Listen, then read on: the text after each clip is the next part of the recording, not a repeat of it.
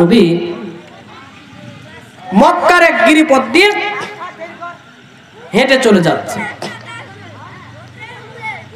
In the main time কাফেরেরা নবীজিকে ঘিরে ধরে বসলো। ঘিরে ধরে বসে বলছে, মুহাম্মদ, তুমি যদি সত্যিকারের আল্লাহর নবী হও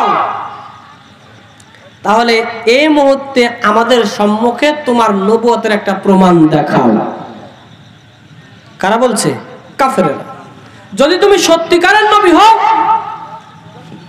তাহলে তোমার নবুয়তের প্রমাণ দেখাও। ইন দ্য মেন টাইম একটা মৌমাছি উড়ে এসে আল্লাহর নবীর হাতের তালুতে বসলো। আপনাদের কাছে প্রশ্ন, বলেন তো নবীজির গায়ে কি মশা মাছি পরা জায়েজ ছিল? জায়েজ ছিল না। অথচ একটা মৌমাছি এসে নবীজির হাতের তালুতে বসলো। আল্লাহর নবী মৌমাছিকে বললেন, মৌমাছি, আমার হাতের তালুতে বসার পারমিশন তোমাকে কে দিল? প্রশ্ন আছে না? এই সময় মৌমাছি বলছেন, ইয়া রাসূলুল্লাহ, আপনার সাহাবীরা আপনাকে মহব্বত করে, আপনাকে ভালোবেসে আপনার কপালে চুমু খায়, আপনার হাতে চুমু খায়, আপনার কাঁধে উঠে, অথচ আমরা সামান্য মৌমাছি হয়েছি বলে কি আপনার হাতের তালুতেও বসতে পারবো না? উত্তর সঠিক না বেঠিক? আল্লাহ নবী আবার মৌমাছিকে প্রশ্ন করলেন, মৌমাছি, আমার হাতের তালুতে বসার কারণটা কি, ফজিলত বর্ণনা করো, কেন বসেছ? মৌমাছি বলেন, রাসূলুল্লাহ, আমি যাচ্ছিলাম মধু সংগ্রহ করার জন্য। এই সময় আল্লাহ পাক আমাকে বলল, মৌমাছিরে আপাতত মধু সংগ্রহ করা বন্ধ করো।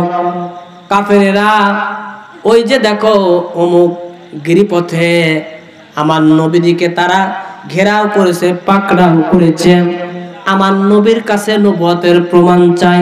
সুতরাং আমার নবীর নবুয়তের প্রমাণ তুমি মাসি তোমাকে দেওয়া লাগবে। সুতরাং এই মুহূর্তে তোমাকে মধু সংগ্রহ করা যাবে না।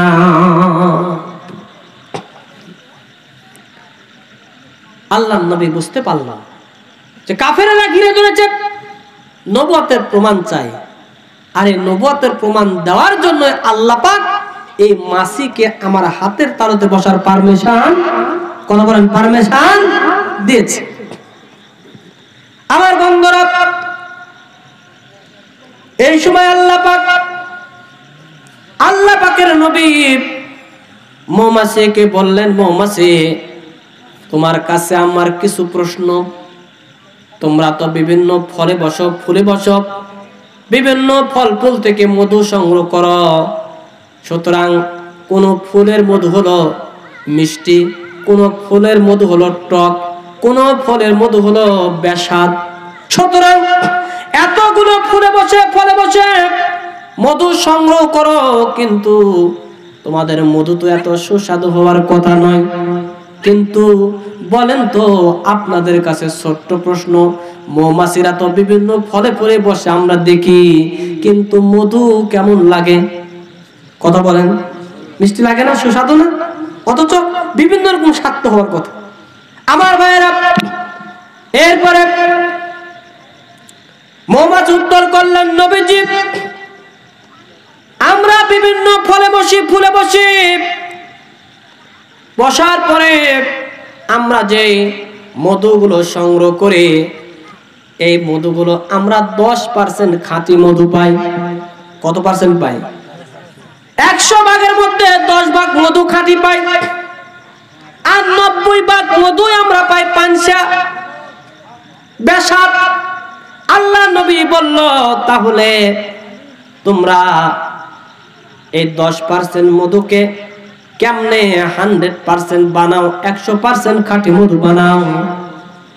মৌমাছি বললেন, নবীজি, আমি যখন আমরা বিভিন্ন ফুলে বসে মধু সংগ্রহ করে মুখে নিয়ে মৌচাক পর্যন্ত দৌড় দেই, এই সময় আমরা আপনি নবী, রহমতের নবী, আপনি দয়ার নবী, আপনি উম্মতের কান্ডারি, আপনার নামে দরুদ পড়তে পড়তে যখন ফুলের গাছ থেকে মৌচাক পর্যন্ত যায়, আপনার নামের বদলতে, আপনার প্রতি দরুদ পড়ার ফজিলতে আল্লাহ পাক আমাদের এই 10% খাঁটি মধুকে 100% খাঁটি মধুতে রূপান্তর করিয়ে দেয়।